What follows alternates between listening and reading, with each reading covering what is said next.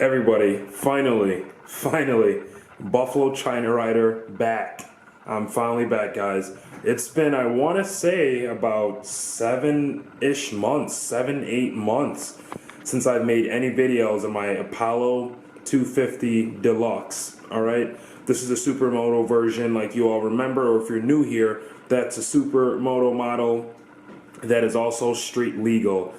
So over the last couple months, I got another bike as well. I got a ZX6R, which is a super sport for those of y'all that don't know. And that kind of sucked up my whole summer with everything. With riding, I was working on that. I was modding that out and things of that nature. Doing all the maintenance and all the stuff like that. So my Apollo kind of took a back seat. But on top of taking a back seat, it also had a problem that needed to be fixed. And as you can see here, that was the issue, right? This intake manifold was the issue. So you can see I had to get a new one, which was an arm and a leg to get here. It just took a really long time. As we all know, USPS are going through some trouble right now with understaffing and shipping times and all that. So I got this on the Raquetta parts store, priority mail, and it was, I think, 4 weeks late or 5 weeks late. It was over a month late, and the package was lost and so forth. So my intake boot here, my Apollo, if this thing focuses, it was cracked, right in the spot where you see all that Honda bond. It was cracked. And that Honda bond is only there because after months, and I'm telling you guys, months of messing around with jetting, thinking that my jetting was off. I went through maybe 3-4 new carbs. Oh, it was just terrible, and I couldn't figure out what was going on. I even checked for leaks with carb cleaner. I was spraying around the intake boot and everything else. Couldn't find anything. But with a fresh set of eyes, I waited maybe 5 months into my bike not working. Went into the garage, and in Buffalo here, it's freezing. I finally sprayed the actual intake manifold in a certain spot, because before I was spraying around the areas where it should have been sealed. I never sprayed on that corner. So something told me to just get some compressed air and just spray lightly in this corner. And I sprayed there, the engine would start dying and idling really funny. Then after a couple seconds, it would go back to normal. So I tried it a couple more times. I sprayed it again, the engine would run funny, then it would go back to normal. So I did a quick fix. I put some Honda bond. Let me open up this here to get some more lighting. So I did a really quick fix. I put some Honda bond on there just to see, hey, if this is a real problem, the idle will go normal. So I did that, left it for 2-3 days, started the bike up, and it started just fine. Obviously, it wasn't a 100% fix, so after a few hard revs, that seal just cracked, and it cracked even more down. But anyway, went on ahead and I got the new intake. Now it is for the same bike, but it's for the dirt bike version, so it does not have, this one had a little tube here, right, for that emission system. This new one does not have that tube there, but that's okay, because I got block off plate. I'm going to be putting this block off plate on and removing that intake system all the way. Here I have my spark plug. It's that NGK Iridium. It's been working pretty well for me so far. I also picked up for the carb that I have here, which is just the Mikuni clone.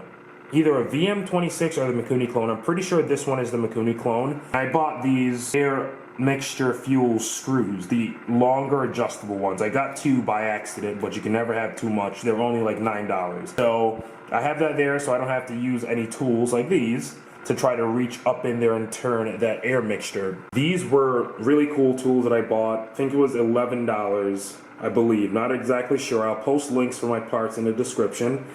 And this is a little 90 degrees, so I can reach up there and do the amount of turns I like. And they're also magnetic, which I think is pretty darn cool. Other than that, all I have sitting here, I have my jets that I got on eBay. I also got a few jets from Jets R Us, which was a pretty penny. I never paid $9 for one jet or $12 for one jet, but it was worth it. I have my wrenches here. I have the other carb, and I have the 2 wrong intakes that I ordered. that were almost the exact same intakes. But on the Apollo bike, intakes are very hard to come by. These two did not fit. They were wrong. Here we have the old adjustable, not adjustable, but here we have the old screw for the carb, for the air mixture screw. I have my feeler gauge right there, very useful. I did my valves again, didn't have to, but I just checked them. My slide there, and I have my pod filter. I remember initially when I first ran into my problems, I thought it was because I switched to a pod filter. I didn't know what was going on, but I got that fixed. And now I'm gonna take you out to the bike. It is freezing cold, like I mentioned here. I think today is maybe 20 degrees, but we're gonna try to get something done and see if we can get the bike started today, possibly. I'll see y'all in a bit. All right, we made it to the garage. I know the lighting in here is not optimal, and this is not like one of those beautiful finished garages, as you can see. Oh, that's my Ninja over there. But yeah, so we're just gonna get into it. Here's where the Apollo DB36 Deluxe has been sitting in all of its dusty glory. So there you still see my aftermarket exhaust on there. Pretty much everything is the same with the bike from the last video with the update, minus the intake manifold cracking. So here we go. Over here, got all my tools set up here. Well, I just have my gloves, spark plug remover. This lithium ion battery is amazing. I love this thing. It does a really good job. And that was actually in my Super Sport, and I took it out to put it in my China bike. I bought it originally for my China bike, then got my Super Sport, so I swapped it on out. So there I have the block off plate for that EGR system, the carb, air filter, my tools, and everything else. So the goal today, and there's my key, the goal today of this video is going to be trying to get the bike started. I'm not gonna do a ride or anything like that. It's pretty cold out. I may just stroll it out of the garage and right back in to see if it's pulling with enough power after this intake change. But other than that, I'm not gonna really be riding. One, I don't have my plates on this bike anymore, and two, it's really cold, as I've mentioned before. So I just wanna make sure it's running. I can tell if it's running right by how it's idling and all that stuff. But right now, I'm just gonna try to take you guys through me putting on that intake manifold right now. You won't be able to see exactly what I am doing, but as you can see on the carb, I've already put the new one on. That's the new one on the carburetor right there, not the old one. So right now, I'm just gonna go on ahead and remove that EGR, this system right here. That just deals with emissions and all that. So it's connected to some tubes and all that over here. There it is. So I'm gonna be removing that, blocking it off with this EGR plate. Then we're gonna move on to putting the carburetor on. So I'm probably gonna time lapse this because it is gonna take a little bit and my hands are cold. So bear with me here. Oh, 1, 2.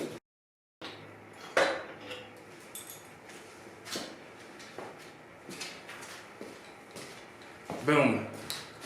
There it is. This is the whole EGR system now off the bike. And here are that's the last bolt that was holding it, if you can see that. So that's all.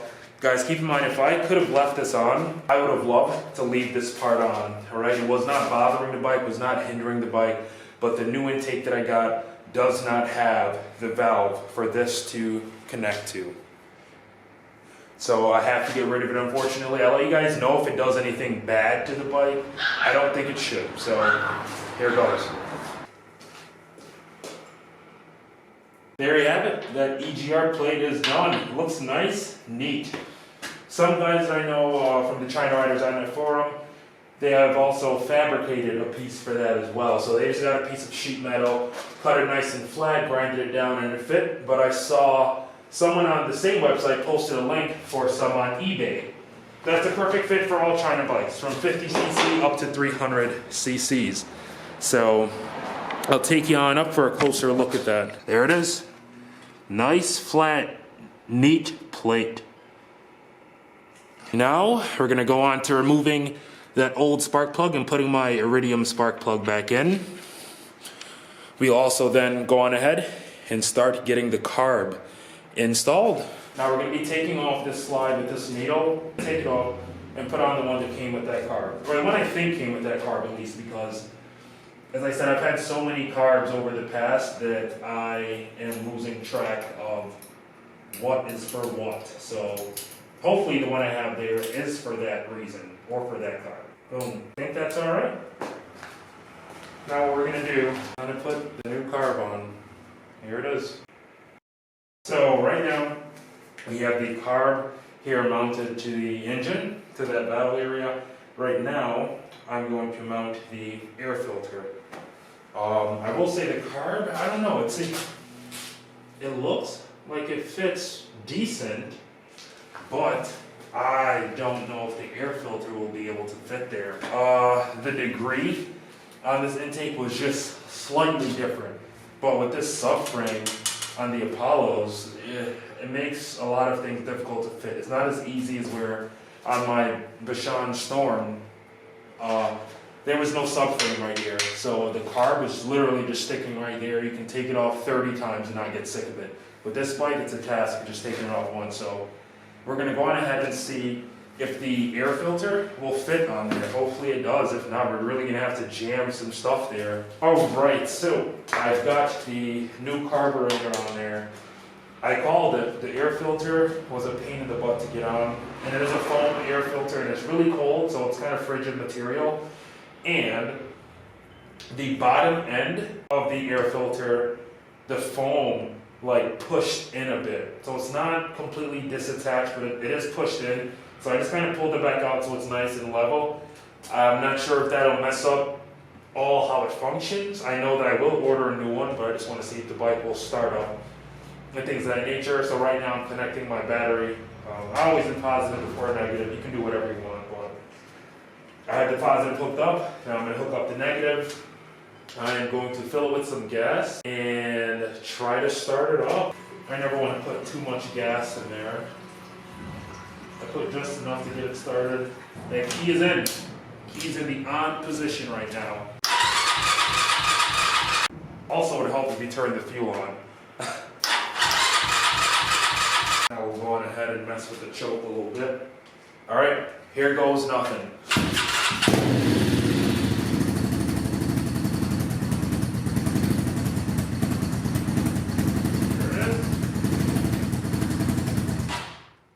Gotta mess with that idle a little bit more. So right now I'm just gonna adjust my idle up a bit and I'm gonna get it started again. I'm gonna let it warm up.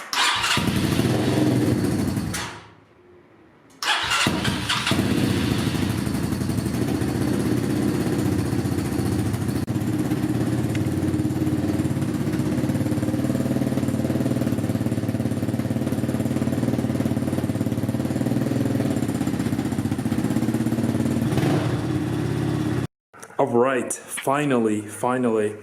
So I haven't seen this bike built up fully in I don't know how long, and I almost forgot just how good it looks.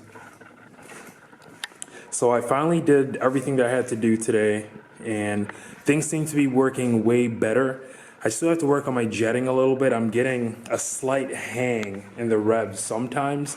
I went from I had a wrong pilot jet in there. The carb that it came with had a 27.5, so I switched that. I don't have anything that's a little step up, so I put a 40 in there. Might be too big, but it's actually running okay, except for that hanging revs. So if anything, I might have to go down a little bit. But I got that on. I got that block off plate done. You see it right in there. And I got the gas in there and everything, because I have forgot that before. Here's the opposite side. Everything went pretty good. The new intake was slightly off, but it fit well enough. So I'm going to go on ahead and give you guys a startup. And if you guys have any questions, as always, even as you're watching the video, go ahead and type them on down in the comments.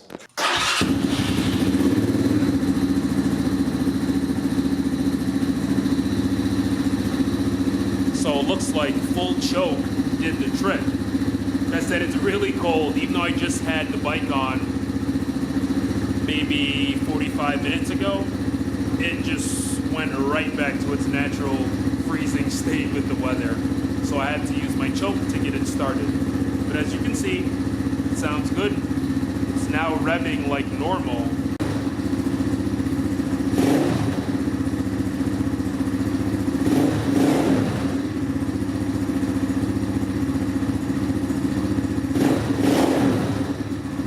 I'll go on ahead and I'll ride right out there. I'll turn around and I'll come right back up into the garage.